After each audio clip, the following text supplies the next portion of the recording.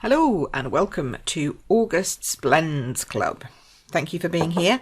Hopefully by now you're getting used to watching my videos and playing along at home and enjoying the blends that you've got. So this time we have the light Granny Apple Green, we have the Mango Melody combo, and we have the light Lovely Lipstick. You'll also have found in your packets some of the Sia Silhouette papers. Some of you might have got a bit more pinky, some of you might have got a bit more purpley or blue. This comes from like a sheet that goes ombre up and down, but it works both ways with the colours that we've got. And then you will have got something that's got leaves on it like this with a blue background. You'll also have received your base layers, which use the colours Seaside Spray, Mango Melody and Granny Apple Green. Okay, and you'll also have received some of this, which is the gorgeous Granny Apple Green. What's it called? It's called Textured Weave Ribbon, and it's really nice because it's got that nice white border.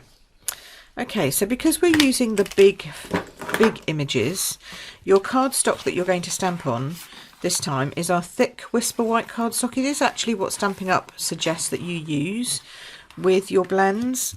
Normally I find that the normal Whisper White cardstock works great, but because these are large and we're going to be cutting them out, I wanted to go with their recommendation of the larger, the thicker Whisper White, because that way, you know, we can, it'll stand up better on its own when we put it on the card. Okay, so we're talking this time about colouring large sections. That's basically what this video is all about. And then we'll put together the cards and you can see what they look like. We could probably get both out of this piece, but I've given you a nice half a sheet, so hopefully you've got plenty to work with. Needs a bit of welly, oops, because obviously it's a large image, so make sure that you've got good coverage. There we go. And we'll be doing both the flower and the butterfly, so I'm going to swap this over and do the butterfly as well.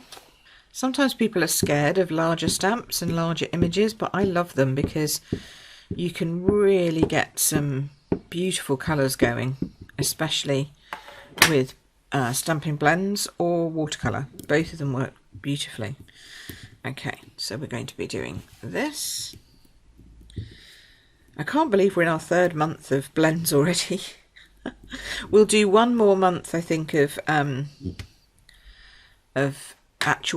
colours, and then what we'll do is we'll do a month where you get one colour and you get some storage, because by now you should need to have something to store your blends in. So I promised that I would include that in one of the months, so we'll do that.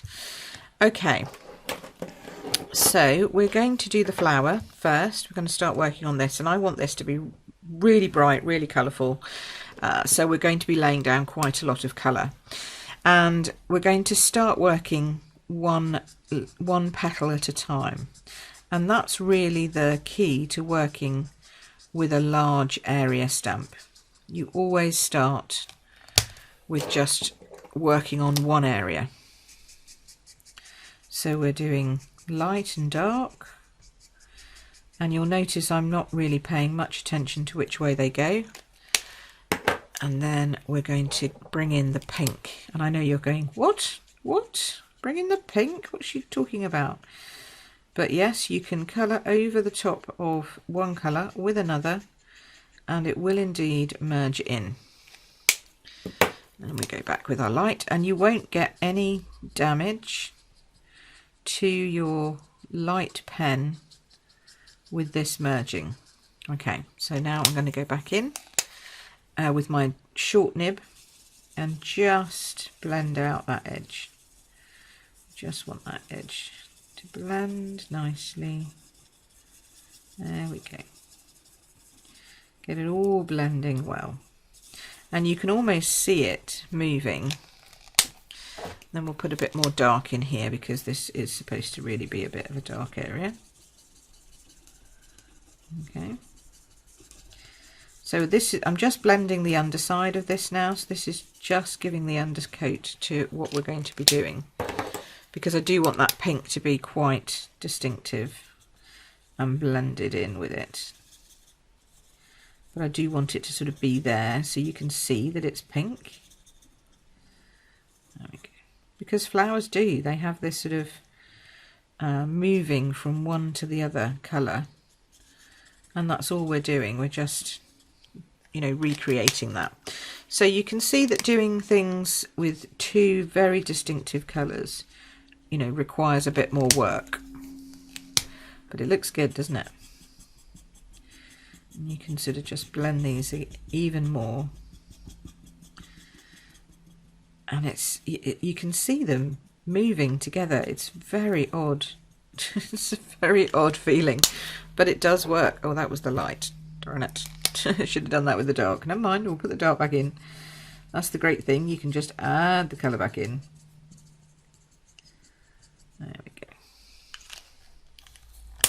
go. And then we can go back over with the light further up here. Make sure you've got all your edges in. And then you can work on the next.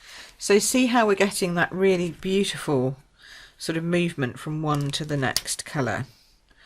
And as it works its way, you're just sort of allowing it to spread a little further up the petal. But you're keeping that gorgeous dark pink down here. Okay, so that's how you do one. Now you're going to keep doing that with all of them. So yes, it takes some time, but it is worth it. And it looks gorgeous when it's done. And you can start to find quicker ways of adding the colour in. So this flower, for example, this petal here, is quite near the outside of the flower, so it might not have quite so much pink showing. It might just have pink showing right down here in this sort of edge. And then it just needs a few bits of blending to happen for that.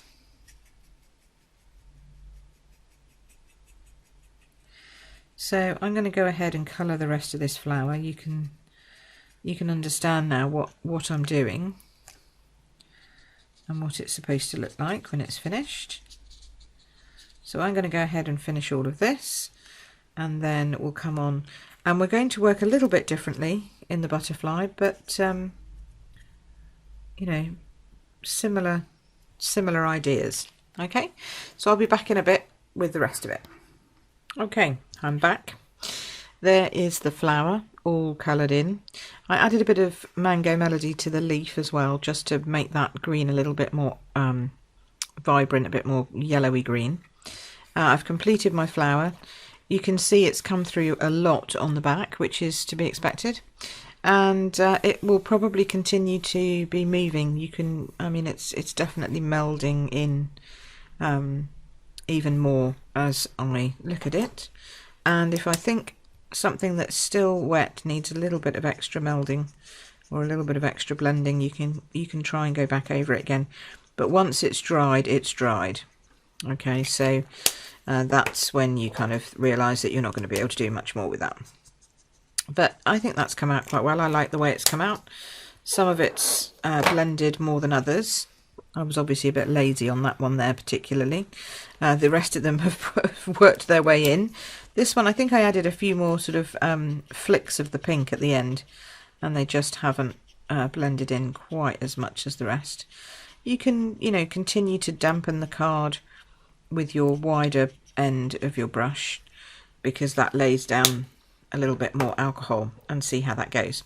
But I just wanted to finish off there. I'm really pleased with how it looks. I think it looks lovely, so that's good. So that's my rose. Next we're going to go on to the butterfly, and the butterfly we're going to do differently, because obviously the flower we concentrated mainly on the Mango Melody, but on here the butterfly is going to go on the pinks and the blues. So I want to show you just working really with the light, but adding a few bits in just to make it pop. So we're going to sweep the wings with the with the very large tip. And this time I am going over the black. You'll notice on the flower that I didn't go over the black, but here I am. And we'll work just on this wing to start with. So now it's gone all the way to the edges. Now I start to layer up just in the centre, because we've only got the one of these, haven't got the dark one. So we're back to doing colouring and layering just with one pen. But you can already see that it's, you know, it's showing darker in the centre, or hopefully you can see it's showing darker in the centre and lighter towards the outside of the wings. And then, just to show that it can be done, we're going to add some yellow to really lighten the inside of this piece here. Now, hopefully you can see how that's going. So we'll do the same on this. This is a much quicker method of colouring a larger shape. So you sweep in and out. Remember, long soft strokes. You're not trying to make it, you're not scrubbing with it, you're not rubbing with it, it's just nice long strokes. And then more in the middle to make it darker. And then we're going to lighten this whole section here. It's magical, because you wouldn't think you could put yellow on top of a pink and that the yellow would show, but with the blends it does.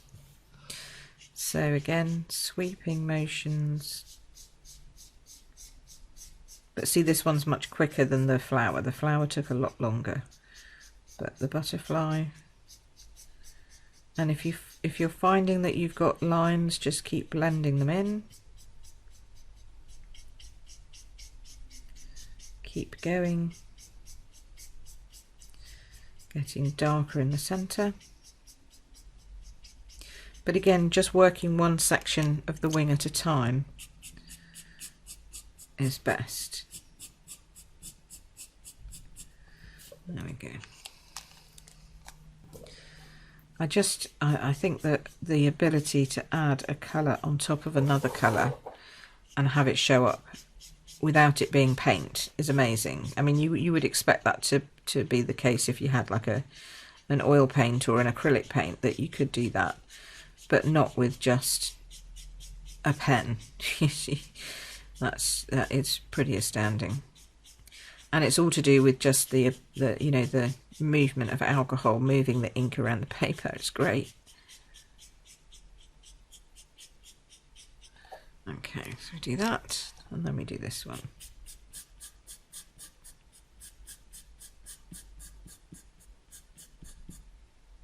Fab. I'm going to make his body a bit yellow so it shows up. There we go. So that's your butterfly done. That was quick, wasn't it? Nice. And see, no red or anything left on your card. Alright, so now I'm going to cut both of those out by hand. Yes, I did say the fussy cutting word, but it shouldn't take us too long because they are quite large images. So remember, trim off excess pieces and then just start. And the good thing is it's got a nice border around it, so you can start moving around and then come a bit closer when you're feeling comfortable. And I wanted them cut out because I just, you know, there's no other way really of getting them to show up against these bold backgrounds. But with these bold colours, it's going to look stunning against the bold background with the black border. Don't be tempted to cut the black border off. The black border is there for a reason. It's giving definition to the flower and the butterfly. So you don't want to cut those off. Okay, but I'm going to do this and the butterfly and come back. Okay, so I've cut those out. It didn't take me that long at all. Just be careful not to leave too much white edge around it. Then I wanted to show you how I've layered these together. So for the butterfly card, we're going to start with the Seaside Spray base. And then you have a layer of Mango Melody, which is nice and bright. And then you have this. Now, if you don't like this, I think it kind of reminds me a little bit of the wings of the butterfly. If you don't like this, you can always turn it over, because on this side there's just this plain blue, and that stands out really nicely on that as well. Okay, so it's entirely up to you which side you want to go with. This has like a watercolory effect, so each piece will be slightly different. There's another piece. Yeah, so some of them will be like that. So it's up to you, whichever way you want it to go. But I liked this sort of brickwork effect, because I thought it looked like a butterfly being attracted to its own colour on the brickwork. And it doesn't stand out particularly, so you would put it up on dimensionals. I will be doing that. And then you just put a sentiment on the bottom, whichever you want. So we'll just pop those together. I've tried to make them simple enough so that you could add whatever sentiment you liked. If you had some other ribbon at home that you wanted to add to this one, you could, but I didn't think that the green ribbon particularly went with this one. So you can choose whichever you fancy at home. And then for the butterfly itself, you want to curl the wings. They won't necessarily stay that curled, but even if you curl them just a small amount, then when you give them the card, it gives that extra bit of lift. Okay, so then we will use dimensional, so you can see how much the colours come through there. It's quite amazing, really. So I'll pop him in the middle like that, and then just around the edges of the wings like this. For once, we do want to have soggy wings because we want them to have that lift and be able to move. We don't want to stick them so flat to the surface that they can't lift. So just in the centerpiece here. Oops. Come on, there we go, sticky dimensionals. And then you can choose if you want to put your sentiment over here or over here. I actually think he looks quite nice going that way. That way or that way? I think this way. And then I'll put just a little sentiment down there, something like happy birthday or whatever. So that's the butterfly one. Then for the rose, we have the Mango Melody base, then a piece of Granny Apple Green, then this. Again, if you don't like the leaves, you can always turn it over. There's sort of similar colours on the back, but I liked the leaves with the rose. I thought it worked well. So we'll just pop this down. And again, you want to make sure that your ribbon goes on before you stick your final layer down. And you want the leaves to go whichever way you prefer. So if you want sort of that way or that way, I think. Nope, that way. So it does make a difference, and you know, it's entirely however your piece of paper has been cut, because they're all different. When I chop it up, they're all going to be different. Okay, but that's how you use the most of your cardstock and your paper, is to just not care about what it looks like. They don't have to be all exactly the same, and then you can make more cards. And this is one where the papers are so random that you could do pretty much anything you like with them. So I like that. Okay, chop this down. There we go. Add that on. So there we go. There's our finished cards. And as I say, if you're coming to class, as always, the stamp set will be available at Simply Stylish this weekend, because I'm expecting a delivery, so I'm hoping that your blends will be here by then. So I will be prepping it as if they are. If not, I'll have the cardstock so you can make at least a start on your stamping. Do I want that to go up or not? Yeah, I think I do. And if you don't have it, just, find something with a very large image with a nice, lots of open space, and just play with your blending and see how it works. There we go. So that's it. That's August. Oh, I can't believe it. It's already August, done and dusted. In September, I don't know what I'm doing in September yet. I haven't quite decided.